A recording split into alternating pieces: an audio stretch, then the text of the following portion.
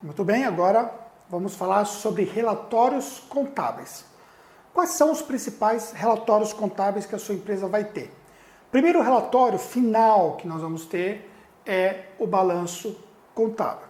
Antes são emitidos os balancetes, que podem ser tirados de período, de repente um período de um mês, trimestre, semestre e tudo mais, mas no final de cada ano é feita a apuração do balanço. O balanço, ele tem dois controles primários. Você vai ter de um lado do balanço o que é o seu ativo, onde lá você vai ter desde o valor do dinheiro em caixa, o seu estoque, suas duplicatas a receber, o seu maquinário, que inclui o seu imobilizado, tudo você vai ter lá dentro do seu ativo. E do outro lado você vai ter o seu passivo, que são as suas obrigações. Lá você vai ter as suas obrigações com fornecedores, provisões específicas de pagamentos que você vai ter que fazer depois do fechamento, que é referente àquele exercício em questão, mas que você paga no exercício seguinte. Você vai ter, de repente, ali parcelamentos de impostos que você talvez tenha, que são as próprias obrigações tributárias também do período em questão. Você vai ter tudo aquilo que a sua empresa precisa pagar.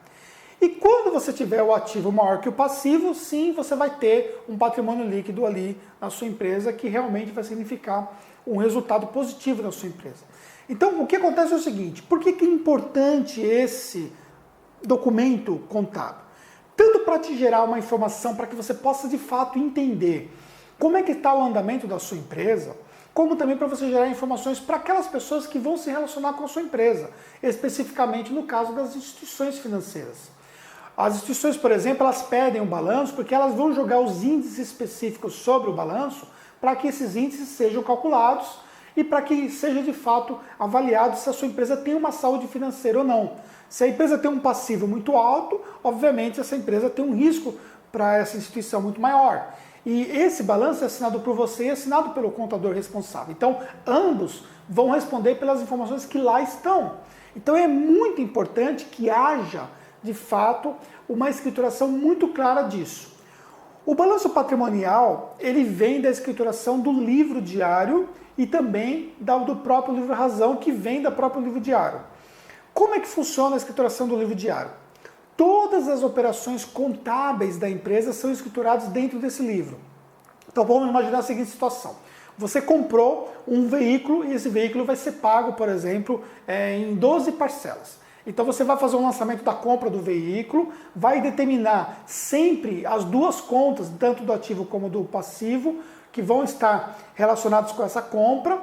Então se você tem, por exemplo, a entrada do veículo no seu ativo, lá, ativo mobilizado, você vai ter do outro lado a obrigação desse veículo para pagar. Aí o que vai acontecer?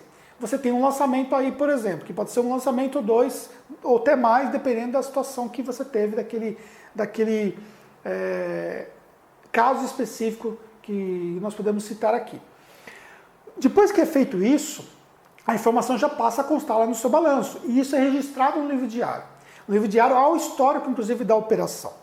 Depois você vai fazendo os pagamentos, você vai lá deduzindo ali o seu passivo e vai pagando com algo que você tirou do seu ativo, que normalmente vai ser o valor em caixa ou o valor em bancos. Então você deduz lá do seu ativo e você deduz aqui e você vai diminuindo o seu passivo em relação a esse aspecto aí. Tudo isso vai no diário também com o histórico do que foi feito. Qualquer consulta que você precisa saber do que aconteceu na sua empresa, você vai ter que buscar ali no livro diário. E no livro razão, você tem o agrupamento desses lançamentos todos pelas contas. Então tudo aquilo que envolve a conta de caixa está lá dentro do livro razão, conta de caixa. Aí tem todo o período do ano dentro do livro razão. Então quando você olha, por exemplo, um livro diário, se ele der, por exemplo, lá, vamos imaginar 200 folhas, o livro razão pode dar 600 folhas. Por quê? Porque há muito mais informações contidas ali no livro razão por conta disso. Só que quando o contador ele escritura o livro diário, automaticamente o livro razão já é escriturado junto, porque a informação que está aqui, a informação é gerada exatamente aqui. Então é utilizado um sistema para isso e essa informação já é disponibilizada. Esses dois documentos, livro diário, razão, balanço patrimonial, eles são informados para o fisco, para as empresas que já estão obrigadas a entregar a escrituração contábil digital. As empresas de lucro real, nesse momento que eu estou gravando, são obrigadas. Algumas empresas de lucro presumido são obrigadas. Simples nacional provavelmente deve demorar um pouco mais.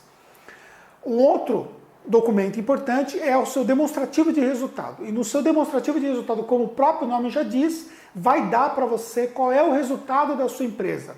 E esse resultado vai ser especificamente relativo ao período em questão. Então, normalmente é fechado o exercício no ano fiscal normal, que é de 1º de janeiro a 31/12 de cada ano, e é feito o resultado desse período. E as empresas de lucro real utilizam inclusive esse resultado para ajudar no aspecto da apuração tributária.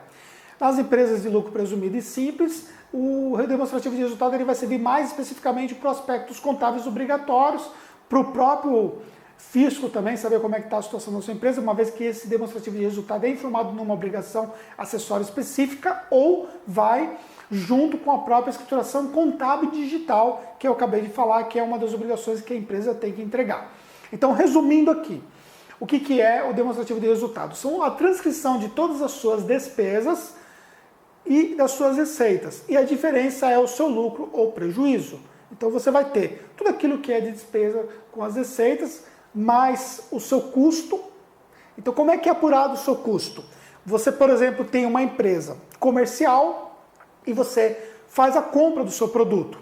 Você vai ter um estoque inicial, mais as compras e o estoque final. Você vai chegar ao estoque consumido. Esse estoque consumido que vai para o seu custo. Então, você comprou 100, você tinha 100 em estoque, você comprou mais 100, você tem 200. Você gastou 50. Quanto é que você teve de diferença? Então, sobrou seu estoque final 150. Esse 50 que você gastou, que foi o seu custo. E em cima desse custo aqui que foi apurado, você vai ter a receita relativa que você fez com esse custo aqui.